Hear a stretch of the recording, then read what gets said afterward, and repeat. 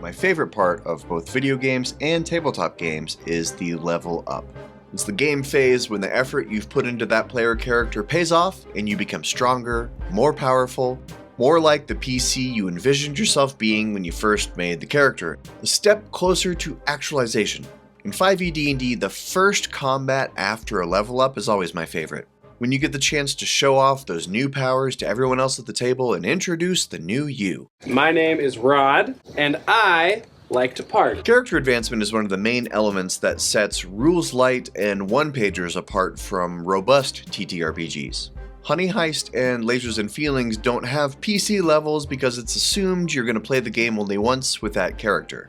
If you want a Honey Heist campaign, the GM is going to have to borrow or steal those rules from some other system. My name is Dave, and I like to party. We know that 5e D&D starts to break down past level 11 or 12. I mean, Larian understood this with Baldur's Gate when they capped leveling at 12.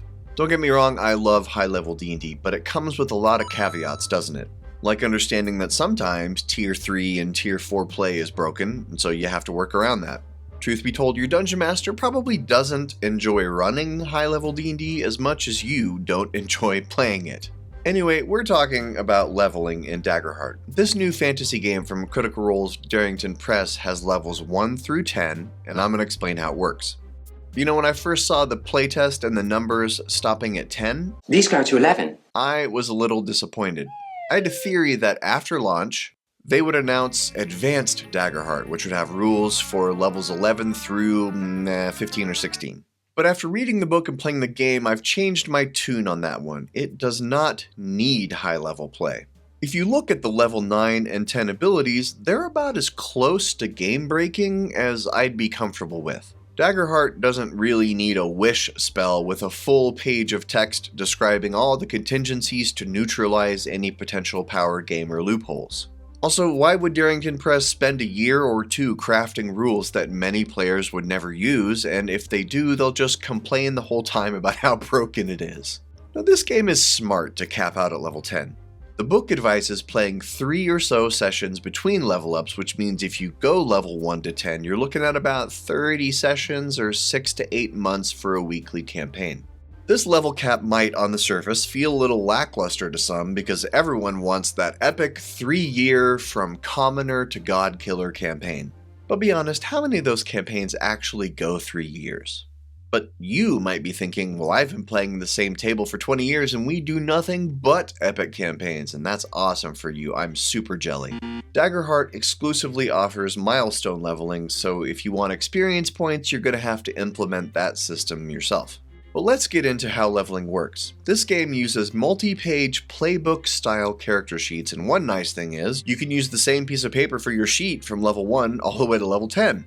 The powers being listed on the cards helps with that, and your entire leveling journey fits in this little box at the bottom of the character sheet. It's so tiny and adorable.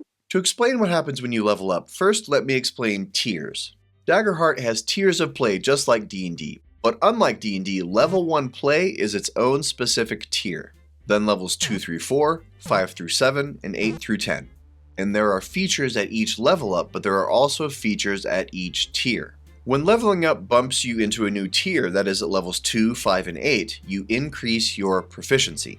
Proficiency here is different than 5e. Throughout the game, you'll see items and spells and abilities that refer to die type, but not the number of them that you roll. Like the dagger lists d8 plus 1 instead of 1d8 plus 1. If there's no number in front of the die type, that's where you put your proficiency as a variable.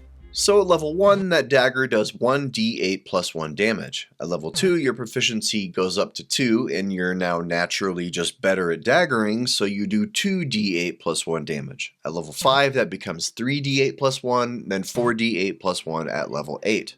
Also at each tier, you get to add a new +2 experience. Daggerheart does not have separate stats and skills the way D&D does. Instead of Thieves' Tools, you make a Finesse roll. Instead of a Charisma save, you make a Presence roll. But experiences work like skills because they let you spend a hope to add that experience bonus to any roll. Now let's look at the level up options in Tier 2. At levels 2, 3, and 4, you will pick and mark off 2 boxes from the Tier 2 list each level up. You can add a hit point or a stress slot, increasing your max. You can get a bonus to evasion, improve a couple experiences, or you can get an extra domain card, which is a spell or ability.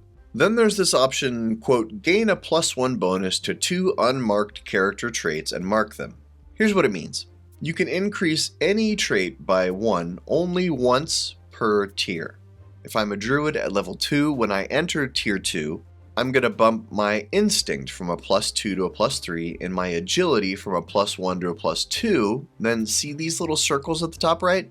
I mark the circle after I upgrade the trait to remind me that at level 3 and level 4, if I want to pick the trait increase option, I cannot choose instinct or agility again this tier.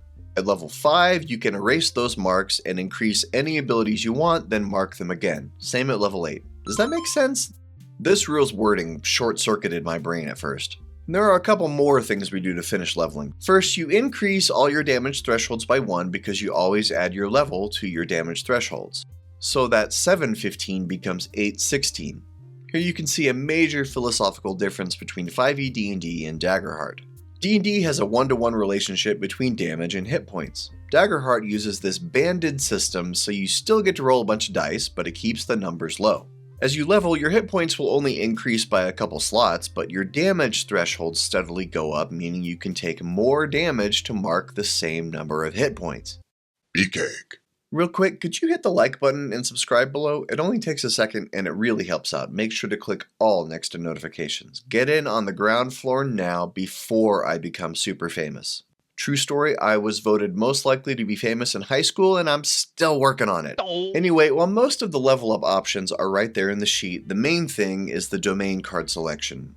One reason the Daggerheart character sheet looks so clean and spacious is that most of the abilities and spells are on the cards. The cards become your quick reference guide for deciding what actions to take in the game. Or if you hate cards and tokens, you can ignore them and write all your abilities on your character sheet like a normal TTRPG. The game works just fine either way. So we start at level 1 with 2 domain cards. Domains are like spell lists or skill trees, and every class is tied to 2 specific domains. The Druid class has Sage and Arcana as domains. Sage is natural magic and Arcana is innate magic.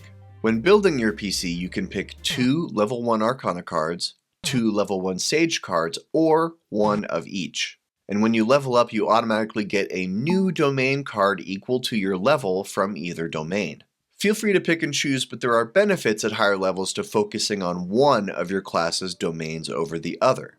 There are 10 class levels and 10 card levels, so when you're level 2 and you get a new domain card, you can take cards of level 1 or 2.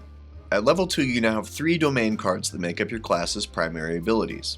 Or you could have 4 if you pick the extra card option when leveling up.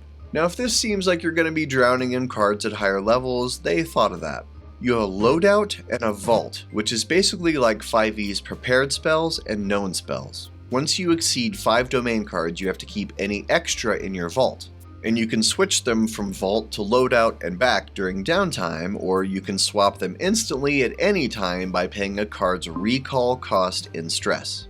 But you don't need to worry about loadouts and vaults until you're level 4 or 5. You might notice some options are different in the Tier 3 and Tier 4 level ups. This box says, take an upgraded subclass card, then cross out the multiclass option for this tier.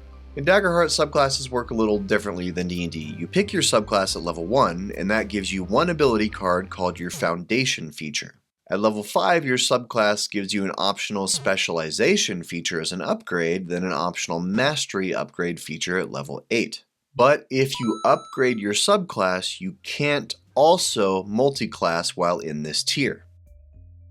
Say I'm a Renewal Druid. At level 5, I can take the Specialization card to improve my healing abilities. Or I can ignore this to multiclass into, say, Wizard. That means first, I can't take the Renewal Druid Specialization feature during level ups this tier. And it also means that I can't multiclass next tier because you can only do that once in the game. No Druid/Wizard/Guardian with a 1-level Warlock dip here. I have to pick only one of the Wizard's 2 domains of Codex or Splendor, but I get 1 card from that domain now equal to half my level rounded up, plus some of the Wizard's base features.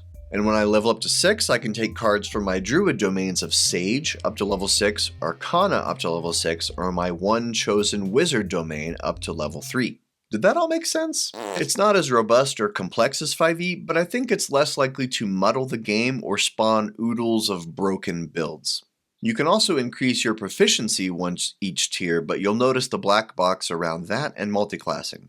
If you pick that, you have to mark both boxes, and that's the only option you get this level up. Increasing proficiency is great if you want to focus on dealing damage, or focus on hit points to be tanky, or build up your stress max so you can fire off big spells one after the other. Is it as flexible as 5e? No, definitely not. Not nearly as many options, but it's pretty simple and straightforward and gives you just enough customization to make the class feel like your own. That's leveling in Daggerheart. I'm GM Jim, now go achieve your ultimate destiny.